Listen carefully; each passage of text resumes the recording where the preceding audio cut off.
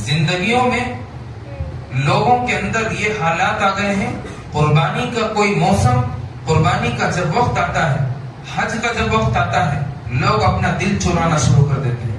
رمضان کا وقت آتا ہے، روزوں سے دل چرانا شروع کر دیتے ہیں، ہلکی پھلکی بیماریوں کو لا کر سبب بہانے بناتے رہتے ہیں۔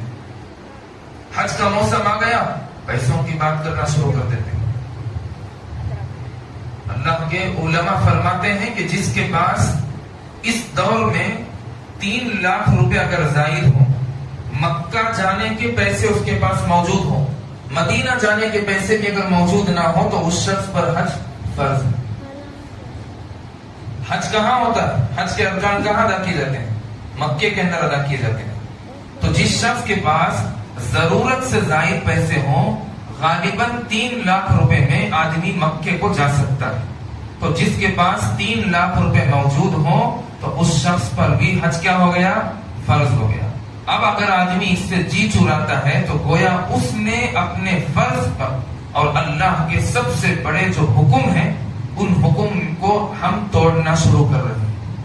اور جو آدمی اللہ کے حکم کو توڑتا ہے اور اللہ کے حکم سے منہ موڑتا ہے، وہ پھر ایمان والا کہنے کے لائق نہیں ہوتا۔